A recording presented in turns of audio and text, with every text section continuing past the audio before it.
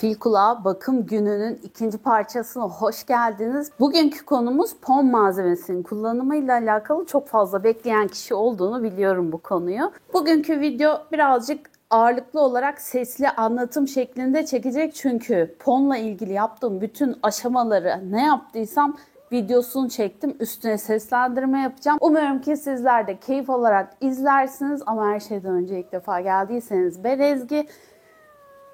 Bu çok konuşan arkadaş da Mia Hanım olur. Beraber iç mekan tropikal bitkilerine bakıyoruz. Bugünkü gibi değişik değişik şeyler deniyoruz ve tecrübelerimizi sizlere aktarıyoruz. Hadi başlayalım o zaman. Şimdi her şeyden önce pon kelimesinin nereden geldiğine bir bakalım. Semi hidroponik üretim duymuşsunuzdur. Ana materyali su olan hidroponik oluyor ya da semi hidroponik işte böyle ponla, kil bilyesiyle vesaire yetiştirilen bitkilere verilen bir üretim çeşidi. Toprak materyali olmuyor. Topraksız tarım bunlar yani. İşte buradaki hidroponiğin içindeki pon kelimesinden de pon çıkmış. Yabancı ülkelerde bunun işte bilindik bir markası var. Oradan gelme bir şey. Aslında mineral bazlı karışım olarak da bakabiliriz bu karışıma. Ana materyalleri arasında zeolit, pomza ve lav taşları bulunuyor. Şimdi burada hazırladığımı görüyorsunuz. Çok fazla YouTube'da video izledim bu konuyla alakalı olarak. Farklı farklı karışım yapanlar var. Çok güvendiğim bir tane kanalda ise bu kullandığım ölçeği yapmışlardı. O yüzden ben de onu örnek almak istedim. Onun ölçüleri şu şekildeydi. Bir ölçek lav taşı, bir ölçek zeolit, 2 ölçek de pomza. Şimdi bu 3 ana materyalin içeriğine bakarsak bizim için en önemli olan aslında zeolit gibi geldi bana. Doğal volkanik mineral bu üçü de aslında ama zeolitin şöyle güzel bir özelliği var. Hem doğal mantar önleyici hem de bu şimdi hidroponik kullanımlarda suyun pH değeri çok önemli oluyor. Bu yüzden zeolit de bu pH'ı dengeliyor. Tabii ki bu üç karışımın da biz bir şekilde havadar ve gözenekli olduğunu biliyoruz. Şimdi burada yaptığım işlem bu materyallerin çok fena tozları oluyor ve o tozları bir şekilde yıkamak gerekiyor, uzaklaştırmak gerekiyor yoksa saksıda birikim yapabiliyorlarmış. Ben bu un eleme mi ne bir şey bezi buldum. Onunla yaptım. Size onu göstereceğim ama olmadı. Haberiniz olsun. Daha sonrasında bu mutfaktaki teller olur ya böyle makarna falan süzmek için ince telli onlarla denedim. Onları da biraz sonra göstereceğim. Böyle foşur foşur ben bu ponu bahçede yıkarken size birkaç tane daha bilgi vermek istiyorum. Gübreleme ile ilgili özellikle bilgi vermek istiyorum. Şimdi bu yurt dışında satılan pon malzemesinin içerisine yavaş salınımlı gübre koyuyorlar ama ben yavaş salınımlı gübre sevmiyorum arkadaşlar. Çünkü gübreyi kontrol etme benim elimde olması gerekiyor. İçerisinde olmasını sevmiyorum. O yüzden sizlere tavsiyem kilde veya ponda bitki bakıyorsanız eğer besin konusunda hidroponik besinler arayıp bulmanız ve bunları kullanmanız olacaktır. Şimdi bizim topraklarda kullandığımız besinler hidroponik malzemeler içerisinde ne yazık ki olmuyorlar. Çünkü bunlar toprakta kullanılmak üzere üretilmiş besinler. Aynı zamanda sadece işlerinde genellikle NPK yani azot, fosfor, potasyum oluyor. Ama bizim bu materyallerimizin içerisinde hiçbir şekilde besin maddesi yani mikro mineraller dahi olmadığı için hidroponik besin biz kullanmak zorundayız. Bitkilerimizin en azından ileride daha sağlıklı olmaları için. Bunun birkaç tane de avantajından bahsetmek istiyorum. Bir kere köklere hava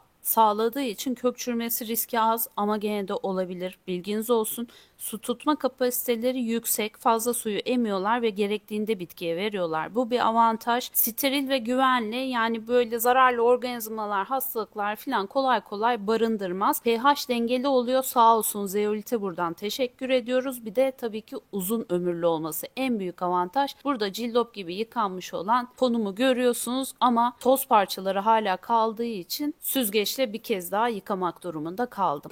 Şimdi bir kısmınızın beklediği benim de ilk defa deneyeceğim güzel minnoş bir sürprizim var size. Tabii sürprizi muhtemelen açıklama kısmına veya başlığa yazmışımdır. 2 tane lokasya ponu alacağım. Pon karışımını ilk defa deniyorum. Bakalım. Birincisi Melo. Hiçbir şekilde eve adapte olamadı. Kendisini kaybetti. Bu arkadaşı çıkarıyorum topraktan. Şimdi genelde söylüyorum. Kile mi alayım, ponda mı daha iyi, toprakta mı daha iyi diye bana çok fazla soru soruyorsunuz biliyorum. Nasıl satın aldıysanız satın aldığınız şekli düşünün. İşte Toprakta, yosunda, ponda. Bitki orada o şekilde mutlu değilse evet değiştirin. Değiştirebilirsiniz yani. Ama yani ben her zaman toprakçıyım. Bu arada kök çürümesi yaşamış. Toprakta denerim. Toprakta artık olmuyor ve mutlu değil. Yani Azlani toprakta mutlu değil. Bu arkadaşın da toprakta mutlu olmadığını düşünüyordum ama benden mutlu değilmiş. Bunun bir çürüme durumuna bakacağım. Evet, bunu alamayacağım. Şimdi arkadaşlar bu da bir korm baktığınızda. İşte regali getirdim. Onu da keseceğim sizinle. Baktığında bu da bir korm. Evet, o küçücük şeylerin büyümüş hali. Kat kat bir süre sonra böyle büyüyor, kalınlaşıyor falan. O yüzden bunları da aynı şekilde kormları o videodaki gibi bu şekilde bakabilirsiniz. Şimdi ben bu arkadaşı belki suya alırım kendisine gelsin diye ama zannetmiyorum. Bir bitki daha listemden gitti. Bakalım, tek umudum şu an içinde korm olması. Evet, bir tane çıktı küçük ama. Bir tane daha var minicik. Lokasyalar bir de ölse de işte bu şekilde arkada bebek bırakıyor. Ha, bazıları hiç bırakmaya da biliyor. Bu arada böyle havuldur uldur topladınız bunları. Şimdi şu an mesela 3 tane Azlani, Poli ve Melo'nun kormları var elimde. Üstüne yazın nerede çoğaltıyorsanız. Sonra karman çorman o neydi o neydi işte bebekken büyüdü.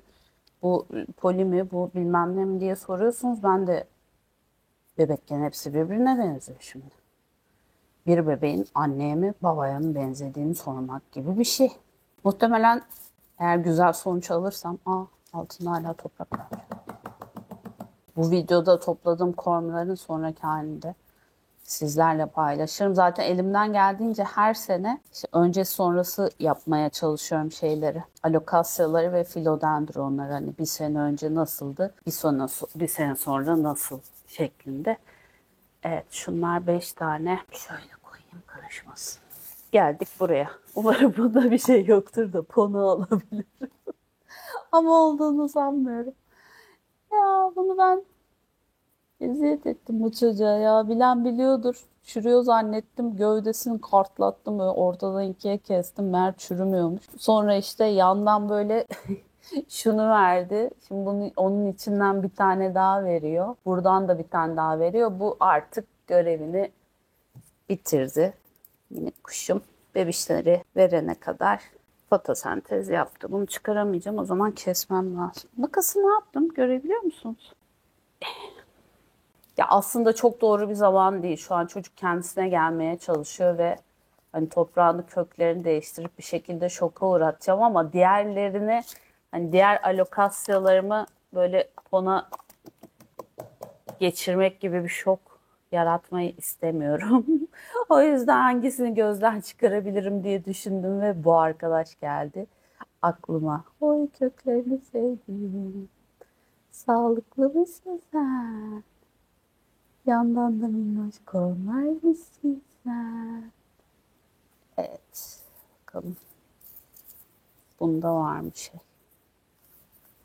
Çocuk kendini çünkü zor yetiştirdi. Bir de korm çıkarabileceğini hiç zannetmiyorum. Yok da zaten. Pona alış. İzlediğim videolara göre dediğim gibi ben de ilk defa yapıyorum. Bir tane gitmiş bu arada. Ne oluyor be? Yandan gelecek olan bebeği kırdım. Şimdi bunu götüreceğim. Çok güzel bir şekilde yıkayacağım ve bütün toprağından arındıracağım. Bekleyin beni, geliyorum. İşte şurası minik bir kormdu ve büyüye büyüye bu güzelliği bizlere verdi. Şimdi çil bilyesi videosunda şeyi anlatmıştım. Adapte etmek gerekiyor öncesinde sulu bir ortama, hidroponik bir ortama bitkileri almadan önce. Mesela benim bunu aslında böyle bir 2 hafta falan su içerisinde tutmam daha mantıklı olacaktır. Çünkü su içerisinde bir ortama alıyorum şimdi ben bu çocuğu. Ama yapmayacağım onu. Bilmiyorum, adapte olabileceğini düşünüyorum. Buna inanmak istiyorum. Kap bulmaya çalışıyorum. Çok pardon. Şimdi bir tane YouTuber var. Çok güvendiğim, ettiğim. O arkadaş, bir tane pom markası var. Yurt dışında falan böyle çok fazla satılan. Almış onu. Çok tatlı kız. parça parça tek tek ayırıp bakmış bu fonu nasıl yapmışlar diye, bu karışımı. Bir ölçek zeolit, bir ölçek lav kırığı, 2 ölçekte pomza taşı ve sonuç olarak da şöyle güzel bir karışım çıkardım ortaya. Şunu söyleyeyim, baştan nefret ettim pondan. Sırf sizin için deniyorum. Sevmedim. Şimdiden sevmedim. Yani deneyeceğim. Artıları var, eksileri var ama ben hidroponiği sevmiyorum zaten. Size önceden de söylemiştim, o videosunda da söyledim yani. Kil bilgisi videosunda. Bitki dediğin toprakta olur arkadaş şimdi. Bazıları evet, mesela Mospol'dakileri kile alıyorum. Çünkü kök çürümesi yapıyorum. Bu arada şöyle 1/3'üne kadar doldurdum ponu. Şimdi şöyle çocuğu yerleştirip üstüne pon koyacağım. Niye kürek kullanmıyorum bilmiyorum. Yapışıyor bir de bu be. Baksanıza. Sevmediğim şeyi yaparken çok gıcık oluyorum. Ama belki çok severim be. Bakalım. Ya Sabrina mesela, alokasya, çok uğraştım. O zaman elimde pon olsaydı evet, yani buna muhtemelen alırdım onu. Çünkü hani bugün suluyorum, ertesi gün suyu bitiyor. Ya da kilo alırdım. Niye almadıysam. Bugün suluyorum, ertesi gün suyu bitiyor. Böyle bir eziyet etti bana. Hani o tarz bitki varsa da belki alınabilir. Bu yani. Şu an bile aşırı ağır büyük bir saksıda bunu kullandığımı düşünemiyorum ben. Güzel bir şekilde doldurdum. Nerede benim içinde duracak olan kabım şu. Şuna koymayı planlıyorum şöyle. Buna da şimdi o kökün değmediği alt kısım var ya, oraya kadar su dolmasını izin vereceğim. Evet, bitti. Bu kadar.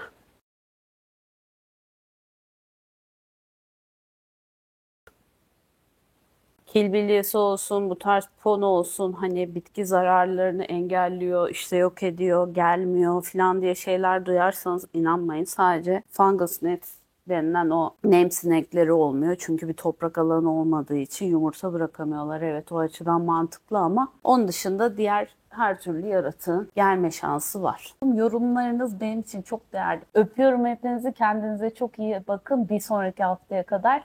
Bay bay.